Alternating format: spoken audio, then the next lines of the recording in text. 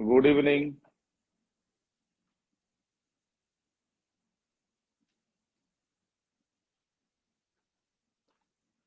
Camera ऊपर कर दें।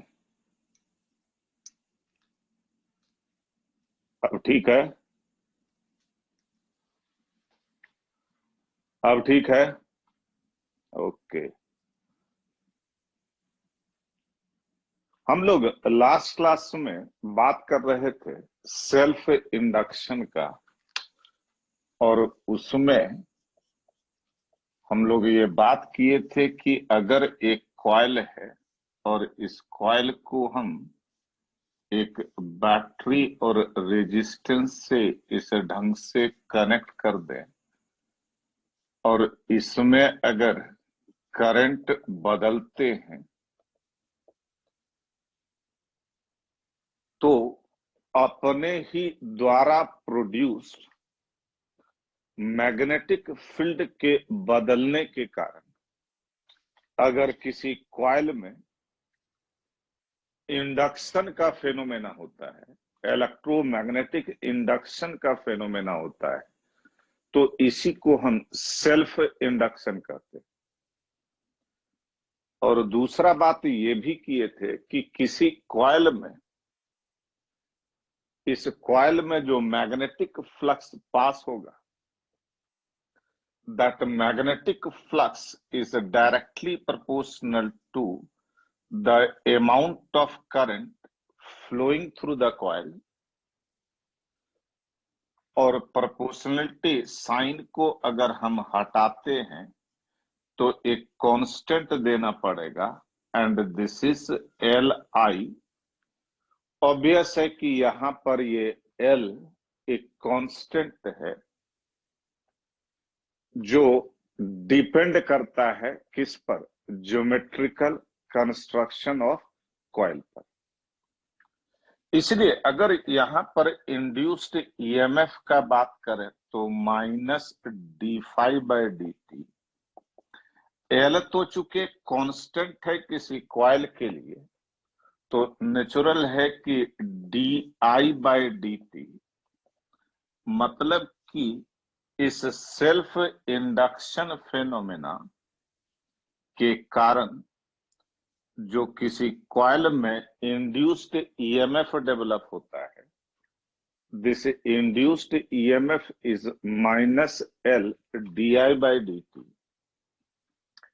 और कितना इंड्यूस्ड ईएमएफ होगा ये इस बात पर डिपेंड करेगा कि कॉइल में जो करंट फ्लो कर रहा है वो करंट किस रेट से बदल रहा है।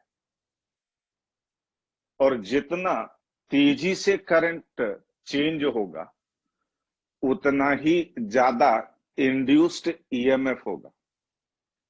और लेकिन ये इंड्यूस्ड ईएमएफ किस कारण से हो रहा है? सेल्फ इंडक्शन फेनोमेना के कारण हो रहा है। और सेल्फ इंडक्शन फेनोमेना में अपना ही करंट बदलने के कारण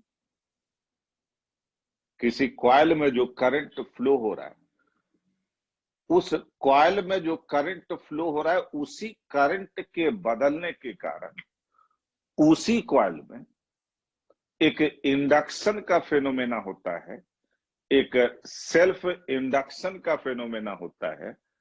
और उसमें जो इंड्यूस्ड ईएमएफ होता है that is minus L D I by D T. अगर हम इसमें बात करें कि ये जो ई है तो नेचुरल है कि ये है induced EMF. Induced EMF in the phenomena of self induction। Obvious है कि यहां पर ये D I by D T है, rate of change of current in the same coil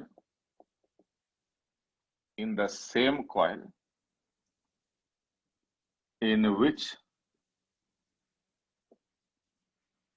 phenomena of induction takes place.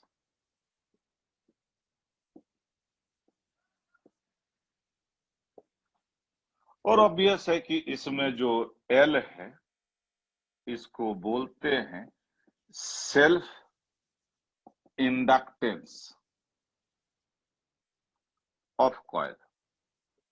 और ध्यान देने वाली बात यह है कि किसी भी कॉइल का कितना सेल्फ इंडक्टेंस होगा वो सिर्फ इस बात पर डिपेंड करता है कि उस कॉइल का ज्योमेट्रिकल कंस्ट्रक्शन क्या है।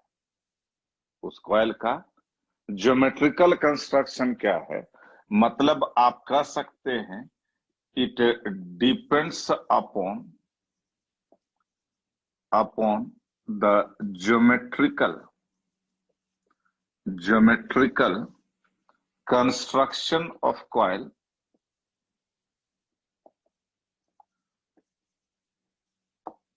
ऑब्वियस है कि यहां पर induced phi equal to L I कहिए, इसमें फाई भी स्केलर है, करंट भी स्केलर है, तो सेल्फ इंडक्टेंस भी एक स्केलर क्वांटिटी होगा। और यहां पर कह सकते हैं कि self inductance is a scalar quantity. Self inductance is a scalar quantity. और अगर हम इसके यूनिट का बात करें तो phi equal to L I है, phi equal to L I है। मैग्नेटिक फ्लक्स का यूनिट वेबर है और करंट का तो एम्पेयर है। तो इस सेल्फ इंडक्टेंस का यूनिट अगर इस फॉर्मूला के हिसाब से चाहिए तो क्या हो जाएगा, वेबर पर एम्पेयर। लेकिन अगर इसी सेल्फ इंडक्टेंस का हमको यूनिट चाहिए इस फॉर्मूला के हिसाब से तो वो क्या हो जाएगा, वोल्ट सेकेंड पर एम्पेयर। और भी फॉर्मूला आगे आएंगे, U equal to half L I square. और इसके आधार पर अगर हमको यूनिट चाहिए तो जूल पर एम्पेयर स्क्वायर। इसलिए अगर हमसे पूछता है कि what is the unit of self inductance तो आप क्या बोलिएगा, फॉर्मूला बताओ फिर यूनिट बताऊंगा। ऐसे तो नहीं चलेगा। इसी चीज को रेक्टिफाई करने के लिए एक स्टैंडर्ड यूनिट सेट कर दिया गया है और उसको बोलते हैं हेनरी। मतलब कि it has its unit Henry and denoted by H. और यहां पर ये हेनरी साइंटिस्ट का नाम है, उसी के आधार पर ये यूनिट रखा गया। अगर हम यहां पर डायमेंशन के विषय में बात करें तो सबसे आसान फॉर्मूला ढूंढते हैं। आप बोलेगा सबसे आसान तो ये है, देख के तो लग रहा है, लेकिन मैग्नेटिक फ्लक्स का फिर डायमेंशन निकालना पड़ेगा ना।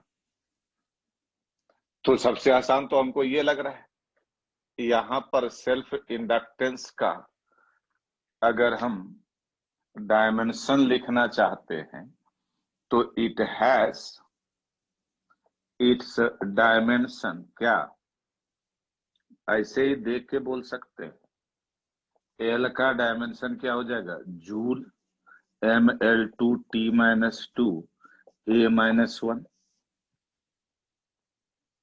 क्लियर है? इसको पहले नोट कर लीजिए फिर और बात करते हैं।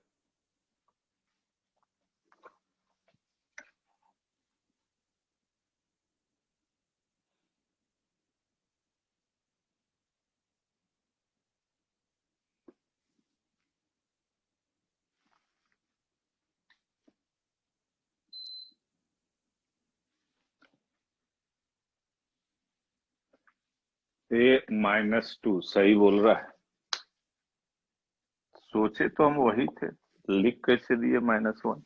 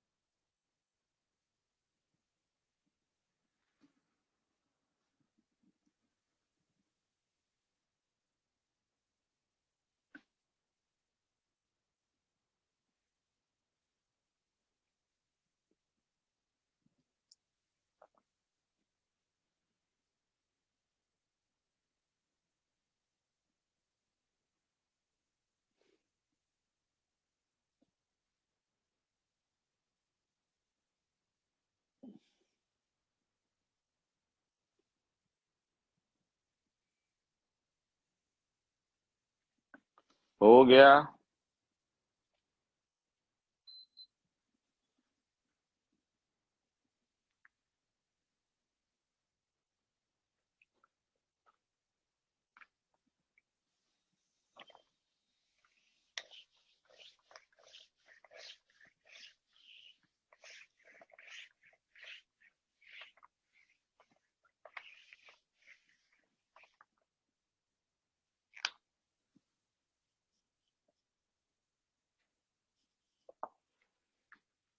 ऑब्वियस है कि नहीं हुआ अभी तक।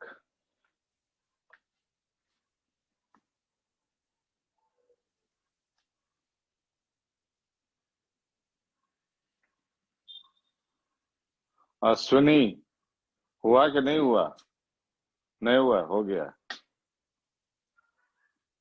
अब बात एक चीज से ये है कि एल ऑब्वियस है कि सेल्फ इंडक्टेंस है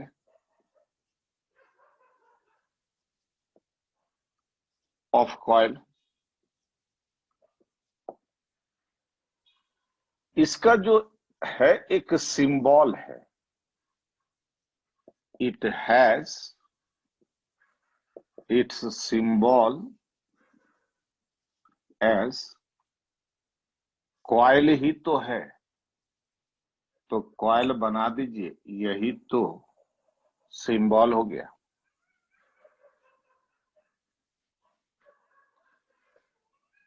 सेल्फ इंडक्टेंस या इसी को इंडक्टर बोलते हैं। इस इंडक्टर का एक सिंबल है, और वो सिंबल कुछ नहीं बल्कि आप इसको सोलोनाइड भी कह सकते हैं या इसी को स्प्रिंग भी बोल सकते हैं, लेकिन हम जब भी बोलेंगे तो इसको बोलेंगे इंडक्टर। इसको क्या बोलेंगे? इंडक्टर। अब इसी में एक चीज और देख लेते हैं कि अगर मान लीजिए कि दो इंडक्टर इस ढंग से अगर सीरीज में कनेक्टेड हो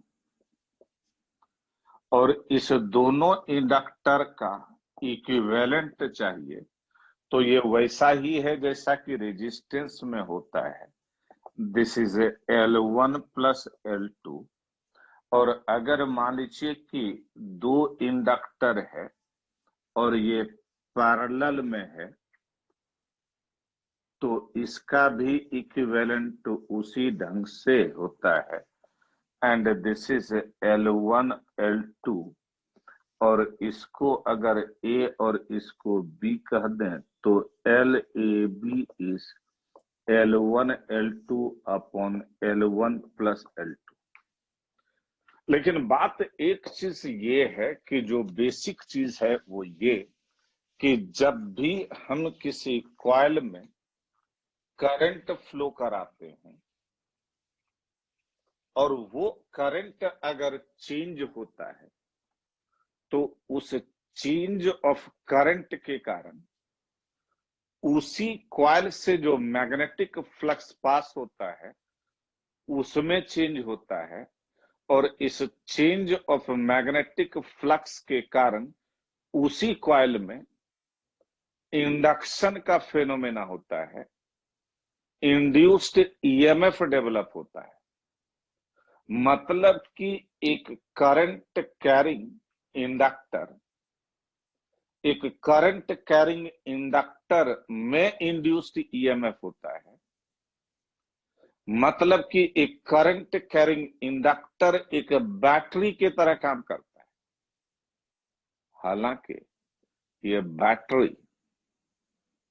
करंट सप्लाई नहीं करता है, बल्कि ये बैटरी अपोज करता है। किस चीज का अपोज करता है? उसी का अपोज करता है जिसके कारण इंड्यूस हुआ। करंट बढ़ने के कारण अगर इंड्यूस हुआ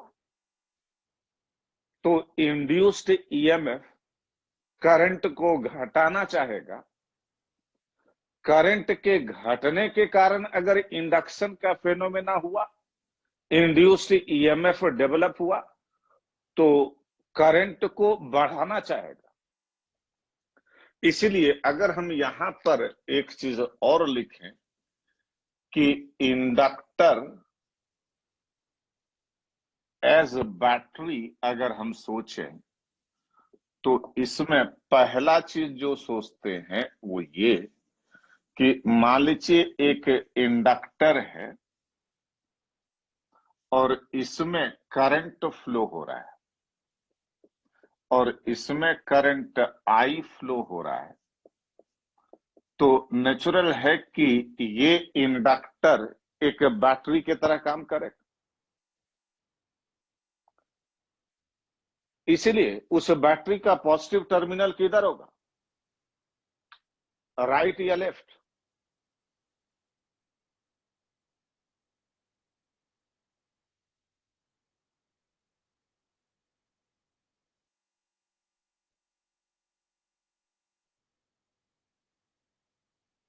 ना तो राइट ना तो लेफ्ट, क्योंकि करंट तो कांस्टेंट है भैया। जब करंट कांस्टेंट है तो induced EMF L DI by D T हुआ, तो ये तो जीरो हो गया। ये तो जीरो हो गया। लेकिन अगर अब हम दूसरा स्थिति देखें कि यही इंडक्टर है और इसमें करंट फ्लो हो रहा है, and let this current is I, और यहां पर लिख देते हैं current is increasing, current is increasing. तो अब इसमें जो इंड्यूस्ड ईएमएफ होगा उसका मैग्नीट्यूड तो ऑब्वियस है कि this is L D I by D T होगा। लेकिन अगर हम इसी का इक्विवेलेंट डायग्राम बनाना चाहें तो एक बैटरी बनाएंगे, बिल्कुल सही बात है। और अगर हम यहां पर बैटरी बनाएं तो बैटरी का पॉजिटिव टर्मिनल किधर और निगेटिव टर्मिनल किधर? राइट पॉजिटिव बोल रहे हैं, लेफ्ट पॉजिटिव कुछ लोग बोल रहे हैं। पॉजिटिव टर्मिनल किधर, लेफ्ट या राइट?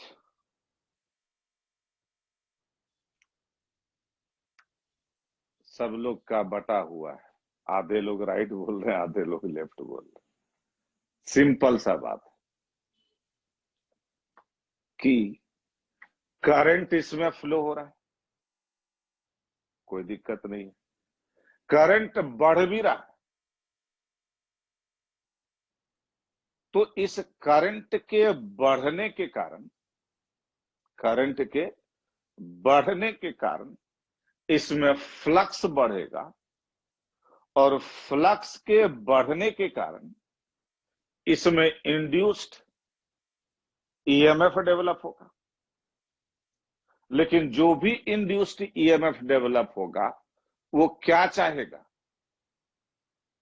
उसी का अपोज करना जिसके कारण इंड्यूस हुआ है। तो किसके कारण इंड्यूस हुआ है? करंट के बढ़ने के कारण।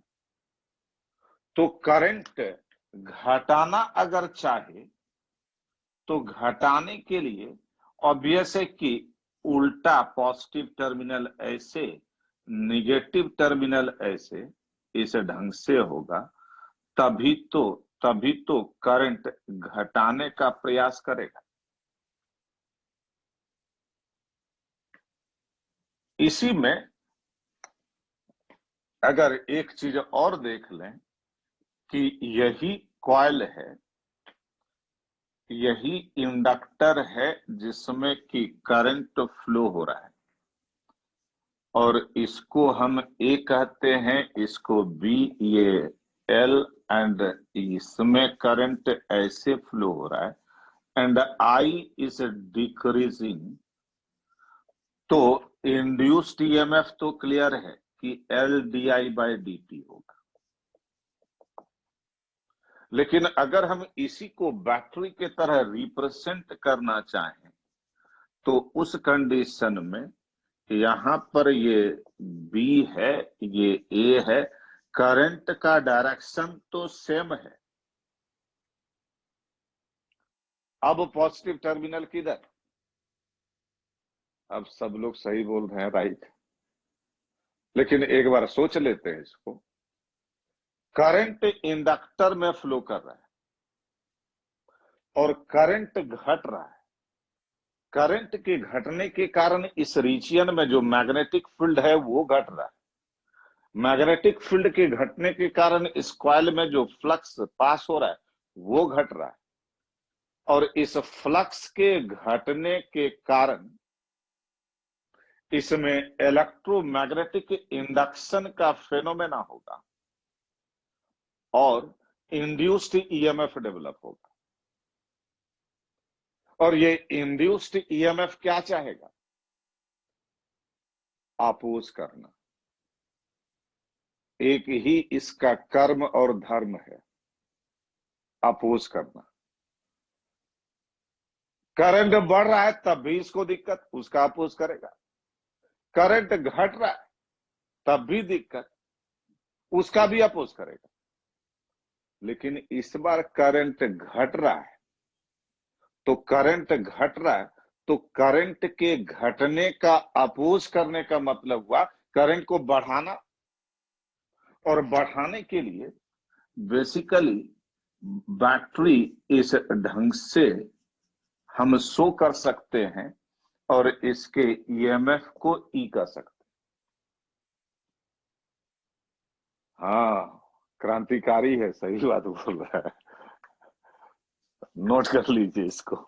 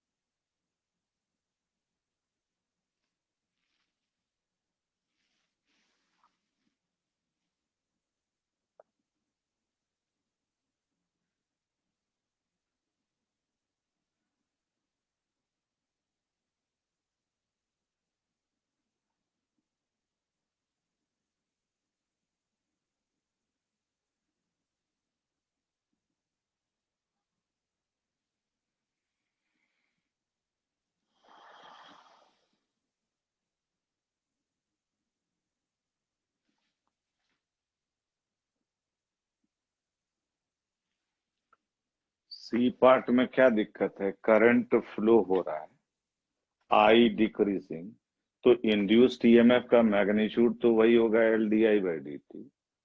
करंट घट रहा है तो करंट बढ़ाना चाहेगा, बढ़ाने के लिए बैटरी को तो ऐसे ही लगाना पड़ेगा ना। यही तो है, और तो कुछ है नहीं।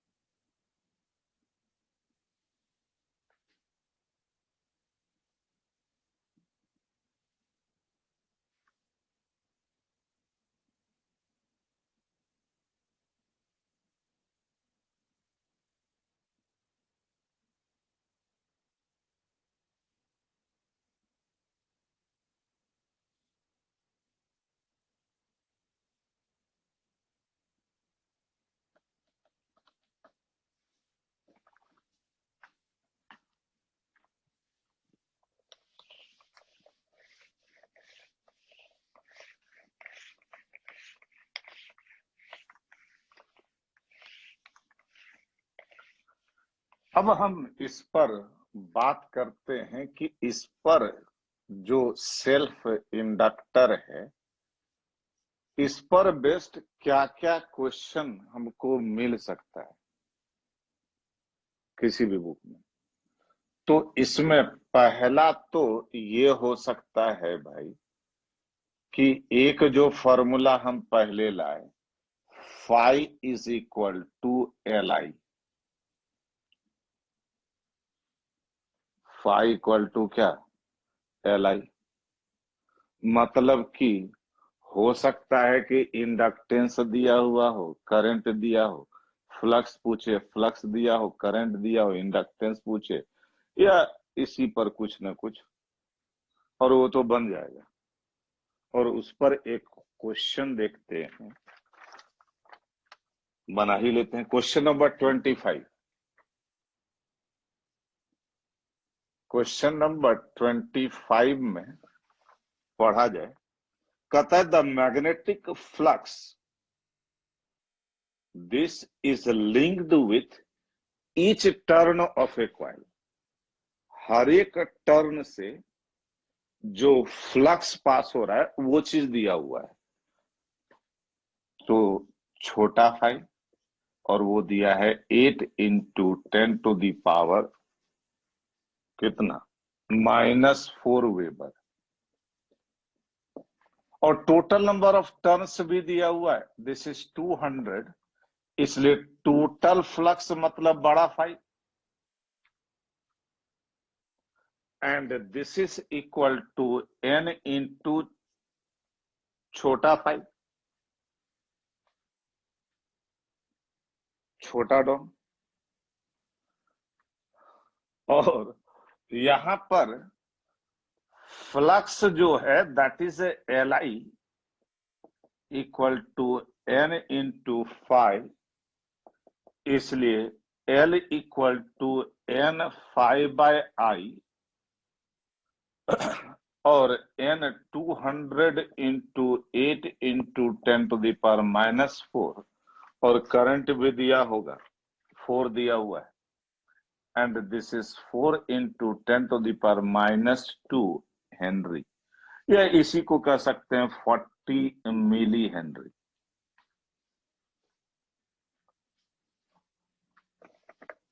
एक दूसरा जो फॉर्मूला अपने को पता है, और वो क्या है कि इंड्यूस्ड ईएमएफ का, और इंड्यूस्ड ईएमएफ में E equal to -L di/dt, और यहां पर माइनस का मतलब मेनली डायरेक्शन से होता है, और डायरेक्शन तो हम दूसरे लेते हैं, इसलिए इंड्यूस्ड ईएमएफ सीधे सीधे मैग्नीट्यूड वाइज अगर कहें तो LdI/dt।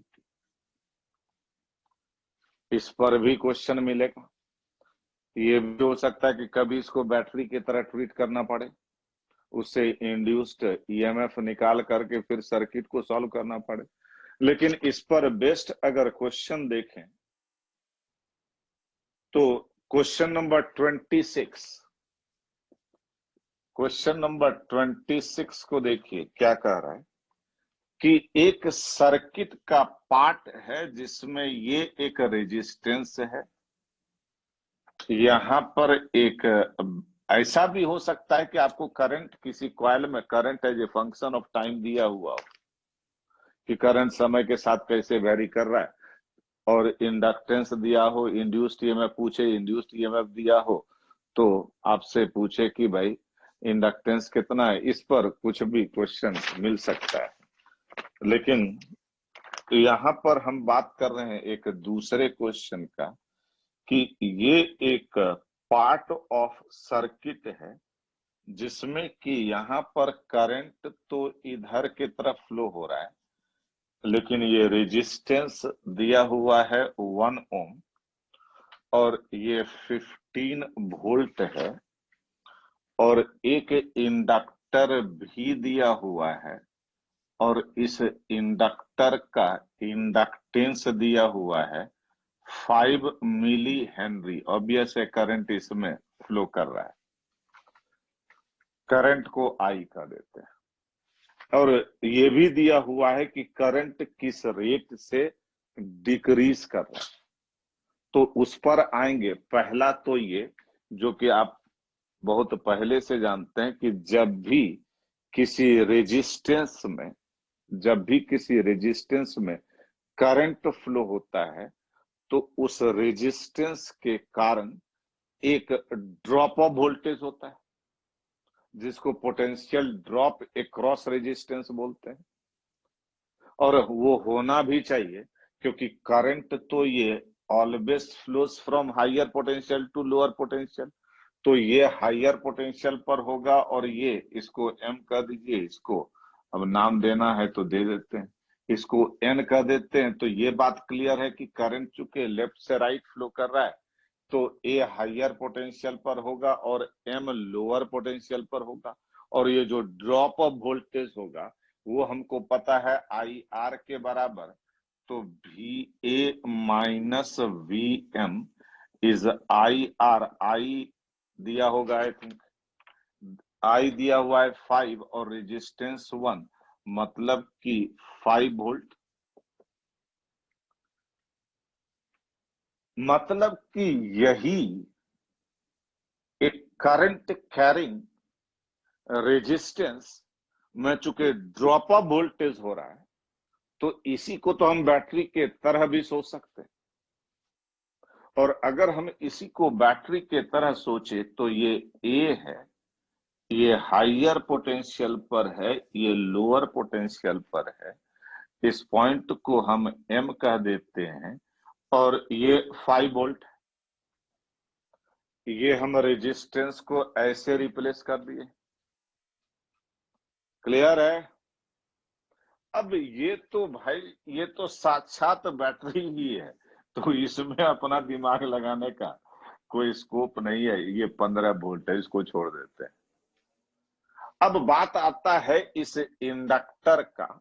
तो इंडक्टर में induced EMF is L D I by D T. ये 5 मिली हेनरी है। और जो करंट चेंज हो रहा है वो चीज दिया हुआ है 10⁻3। तो ये भी 5 वोल्ट हुआ।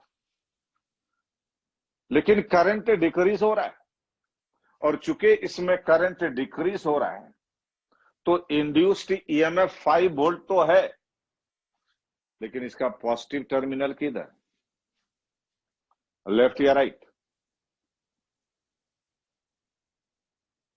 ऑब्वियस है, राइट। इसलिए यहां पर हम इसको एक बैटरी से अगर दिखाएं तो ये बी हो गया, एंड दिस इज 5 वोल्ट। और इसमें करंट इस ढंग से आई तो फ्लो कर ही रहा है। और हम देख रहे हैं कि ये और ये दोनों इक्वल एंड अपोजिट है।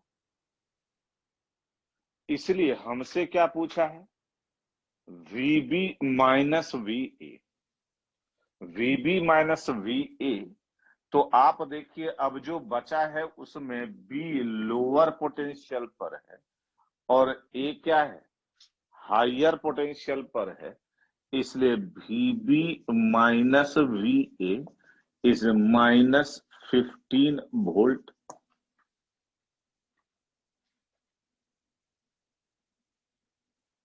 पॉजिटिव राइट होगा। हाँ भाई, राइट ही तो बोले थे, उल्टा कैसे हो गया? तभी तो ये इससे कैंसिल आउट हुआ।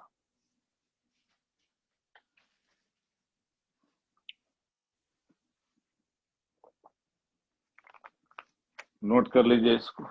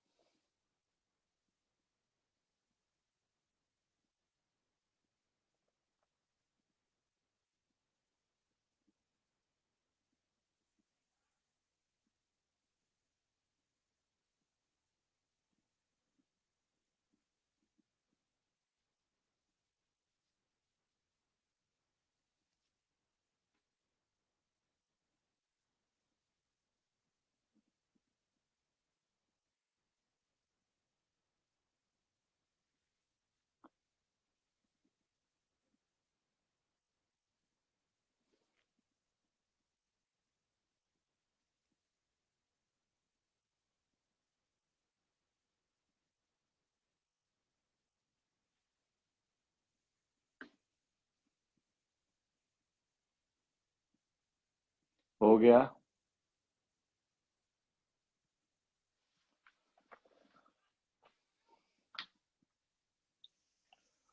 अब एक अलग वैरायटी ऑफ क्वेश्चंस आपको मिलेगा,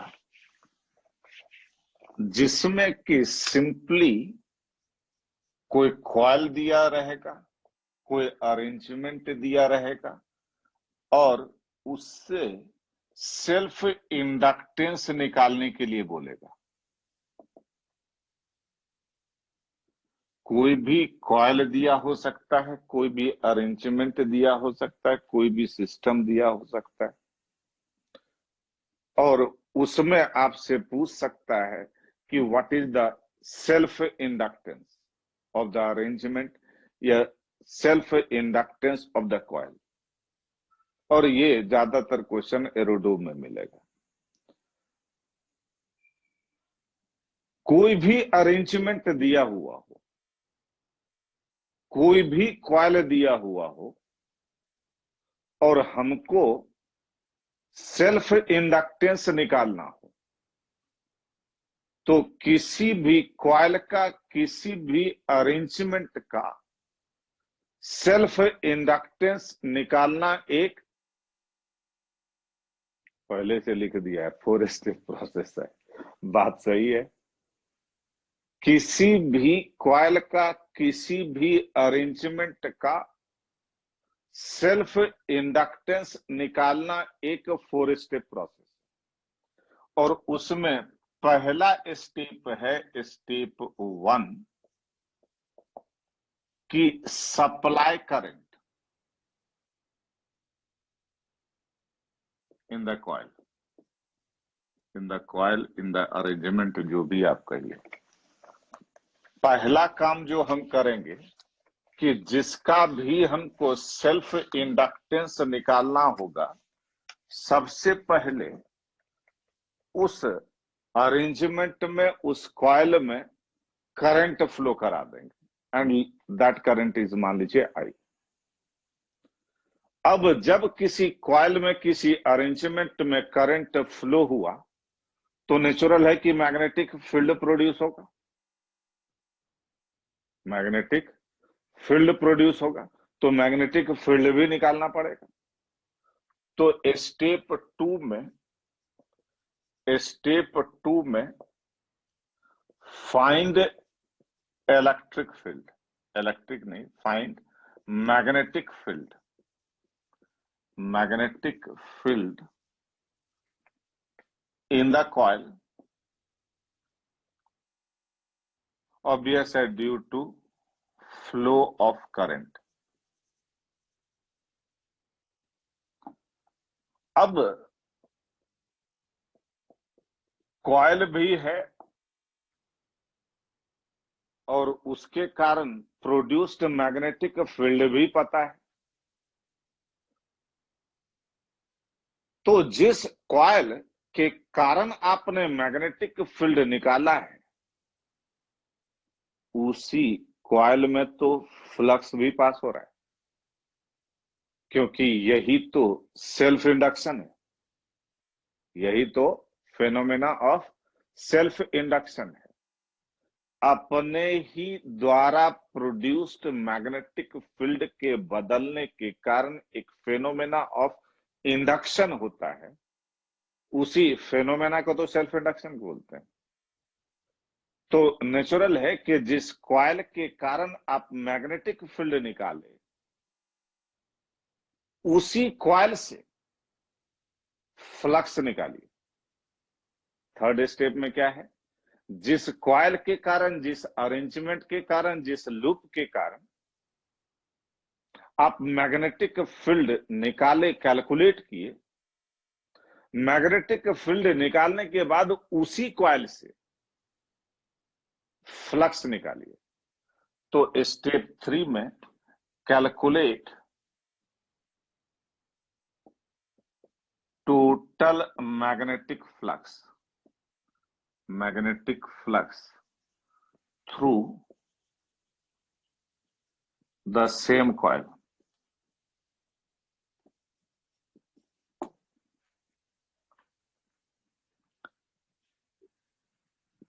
करंट आपने सप्लाई कर ही दिया था, टोटल फ्लक्स आप निकाल ही लिए, और phi equal to L I होता है ये पहले से पता है। चूंकि phi equal to L I होता है तो जितना भी आपने फ्लक्स निकाला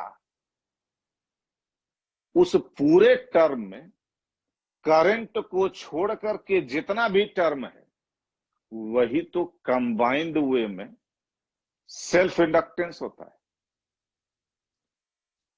अरे phi equal to L I total flux आपने निकाला तो जो भी टोटल फ्लक्स का टर्म आया उसमें करंट को छोड़ करके जो बचा हुआ टोटल चीज है वही तो बेसिकली सेल्फ इंडक्टेंस को रिप्रेजेंट करता है। इसका मतलब यह है कि जो भी आप मैग्नेटिक फ्लक्स निकाले उस पूरे फ्लक्स को अगर करंट से डिवाइड कर दीजिए तो वही तो सेल्फ इंडक्टेंस होगा, या करंट को छोड़ करके जो टर्म है वही तो सेल्फ इंडक्टेंस है। इसलिए फोर्थ स्टेप में सीधा सीधा L इज इक्वल टू जो भी टोटल फ्लक्स आया डिवाइड बाय करंट, और इसी 4 स्टेप प्रोसेस के आधार पर अगर हम निकालना चाहते हैं सेल्फ इंडक्टेंस ही, लेकिन किसका, सोलेनॉइड का, तो यहां पर लिखते हैं self inductance of solenoid. Solenoid के विषय में आपको बेहतर जानकारी है, लेकिन फिर भी हम एक बार उसको दिखा दें कि यही तो सोलेनॉइड है। सोलेनॉइड कुछ नहीं बल्कि स्प्रिंग टाइप का चीज, एक कॉइल है। इसमें ये जो बेसिकली लेंथ है इसी को बोलते हैं लेंथ ऑफ सोलेनॉइड, इसी को बोलते हैं लेंथ ऑफ सोलेनॉइड। और ये एक्सिस ऑफ सोलेनॉइड है, लिख देते हैं this is axis of solenoid. और यहां पर ये जो बेसिकली है आर, इस आर को बोलते हैं रेडियस ऑफ सोलेनॉइड। और अगर हम कहते हैं कि ये total number of turns capital N है, कैपिटल एन है टोटल नंबर ऑफ टर्न्स, तो कैपिटल एन बाय जो एल होता है यही होता है टर्न्स पर यूनिट लेंथ, और इसी को स्मॉल एन से डिनोट करते हैं जो कि आपको याद भी रहता है। लेकिन इंटरेस्टिंग बात यह है कि अगर हम आपसे कहें कि length of wire of solenoid, length of wire of solenoid का अगर बात करें तो ये कितना होगा, what is the length of wire of the solenoid? सही बोल रहे हैं आप लोग। एक टर्न जो है, एक टर्न में टोटल लेंथ ऑफ वायर कितना यूज होता है, 2 पाई आर। एक टर्न मतलब एक रिंग टाइप का चीज हुआ और उसमें कितना लेंथ ऑफ वायर यूज होता है, 2 पाई आर। और ऐसे ही total number of turns capital N अगर है तो टोटल लेंथ ऑफ वायर क्या हो जाएगा, this is equal to 2 pi capital R into N. और ध्यान देने वाली बात यह है कि ये जो वायर है और इस वायर का जो क्रॉस सेक्शन है दैट इज ए। यहां पर ये जो ए है, this is cross sectional area of wire of solenoid. लेकिन अगर आपसे कहे कि what is area of solenoid, तो एरिया ऑफ सोलेनोइड या cross sectional area of solenoid is pi R square. Area of solenoid या cross sectional area of solenoid का अगर बात करते हैं तो ये पाई आर स्क्वायर जो है, this is the area of cross section of solenoid. और इतना अगर हम लोग जानते तो हैं ही, तो जो इंडक्टेंस निकालना है वो तो 1 मिनट में निकल जाएगा, लेकिन पहले आप इसको नोट कर लीजिए।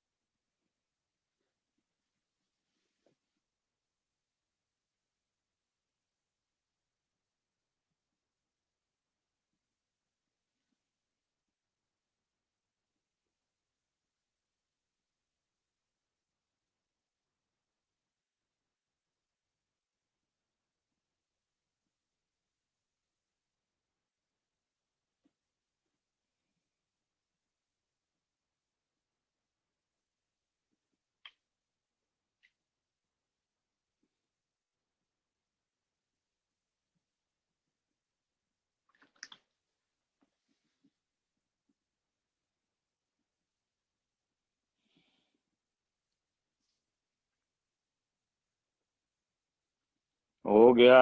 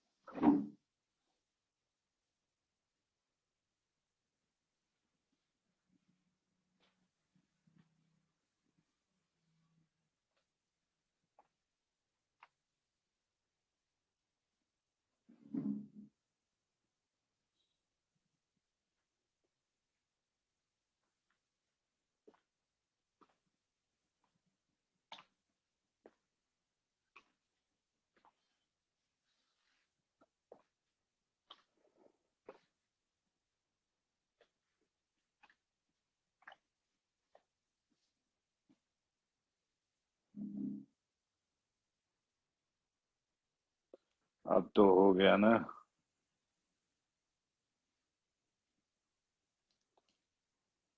अब हम अगर मान लीजिए कि यही 4 स्टेप प्रोसेस अप्लाई करके अब हम इसका सेल्फ इंडक्टेंस निकालना चाहते हैं, तो पहला स्टेप क्या है? Supply current in the coil, और मान लेते हैं इसी में let the current in the solenoid is I, और मान लीजिए कि करंट इस ढंग से हम आई फ्लो करा दिए।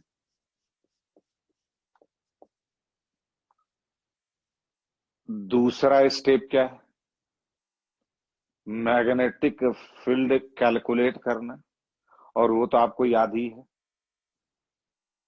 Magnetic field due to solenoid तो आपको याद ही है, इसलिए यहां पर लिखेंगे द मैग्नेटिक फील्ड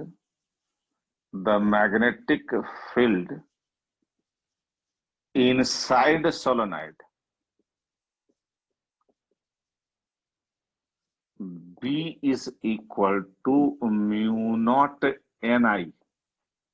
और एक चीज ध्यान दीजिए यहां पर, जिसका आगे जरूरत पड़ेगा। Mu naught capital N I by L. Capital N I है टोटल करंट, और एल है लेंथ ऑफ सोलोनाइड। तो एन आई बाय एल का मतलब है total current per unit length in the solenoid. Total current per unit length in the solenoid. हालांकि हमको अभी इसी से काम चल जाएगा। तो मैग्नेटिक फील्ड तो हम कैलकुलेट कर लिए। अब क्या करना है? Third step, total magnetic flux. तो flux through one turn, flux through one turn, सीधे सीधे phi is equal to B into A. और यहां पर ए क्या है? Area of turn, area of turn, one turn of the solenoid. सही है। And this is equal to B into pi R square.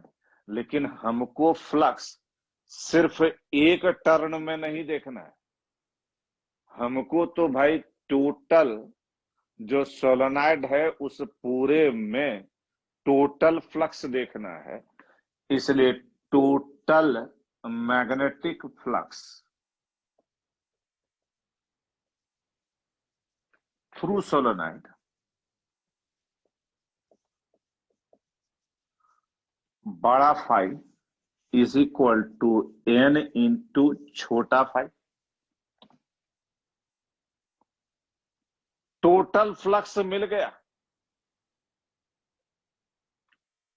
इसलिए अब चौथे स्टेप में आएंगे, और चौथा स्टेप तो सीधे सीधे जो भी फ्लक्स है उस पूरे फ्लक्स को उसके करंट से डिवाइड कर देंगे। इसलिए यहां पर हम लिख सकते हैं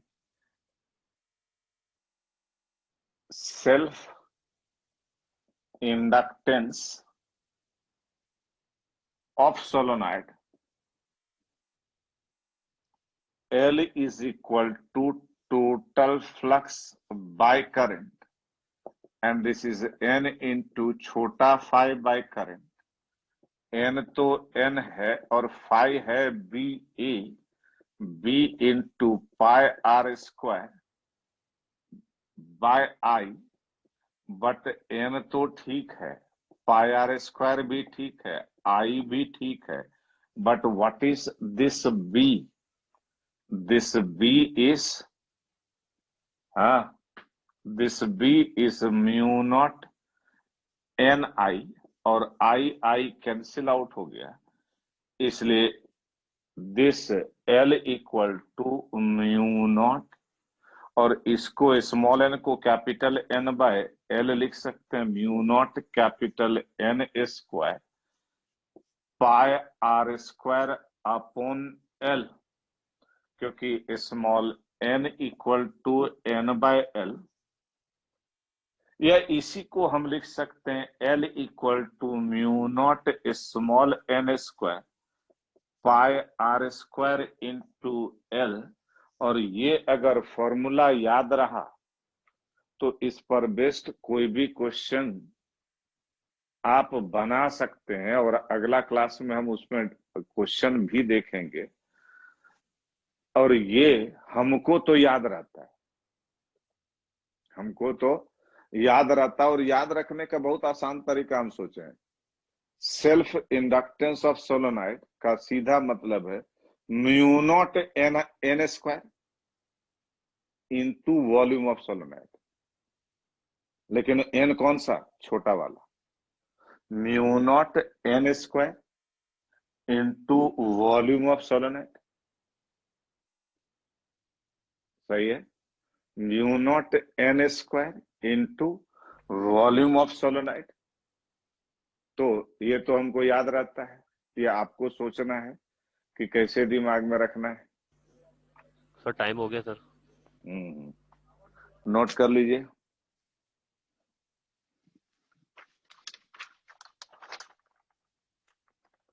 आज जो क्वेश्चन किए हैं 25 एंड 26,